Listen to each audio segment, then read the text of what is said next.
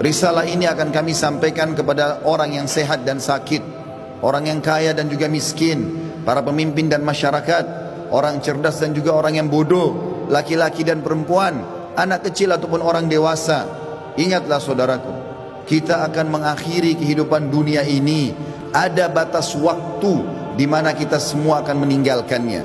Semua yang kita kumpulkan dari rumah yang mewah, kendaraan yang kita banggakan, pasangan hidup, apa saja dari pakaian, bahkan perlengkapan dan pernak-pernik kehidupan ini, semuanya akan ditinggal.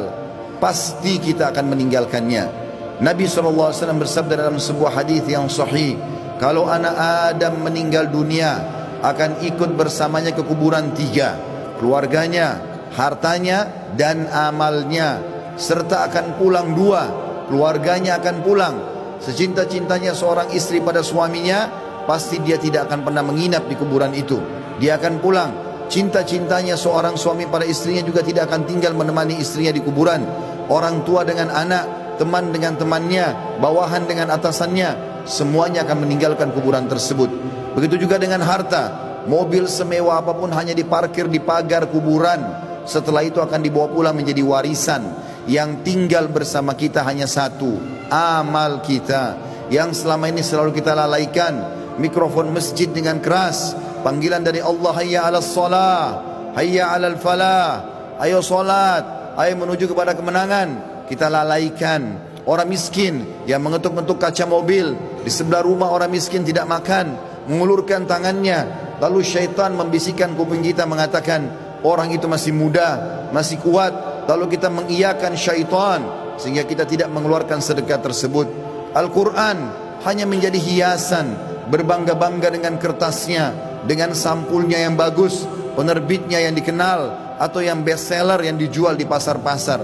Bukan lagi berfungsi sebagai ayat-ayat Allah, peringatan yang harus dibaca dan jadi prinsip hidup, hanya menjadi sebuah kenangan saja. Begitu juga dengan orang tua yang dilupakan, hanya kena jabatan yang sudah naik, harta yang sudah mulai melimpah, memiliki pasangan yang cantik, anak-anak yang banyak, sehingga orang tua di kampung halaman dilupakan. Telepon pun hanya setahun sekali. Tidak ada lagi kejar pahala dan surga dari kedua orang tua. Padahal seorang salafus saleh pernah menemukan salah satu orang tuanya meninggal, lalu dia menangis terisak-isak.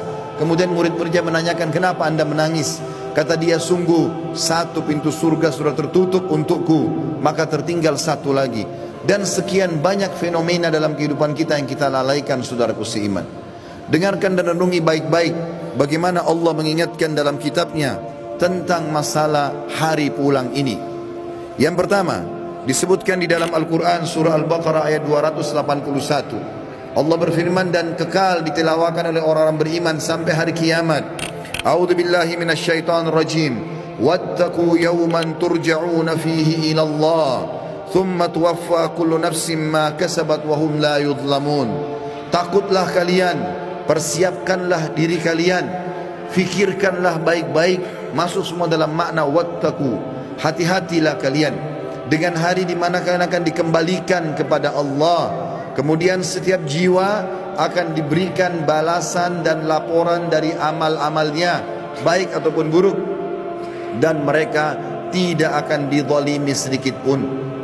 Kalau hari ini teman-teman kita melihat seseorang kerabat kita, teman sejawat kita, partner bisnis kita dibungkus dengan kain kafan dan meninggal, dan kita mengantar ke kuburan sebagaimana mungkin itu sudah pernah kita lakukan, maka satu waktu nanti kita yang akan diantar.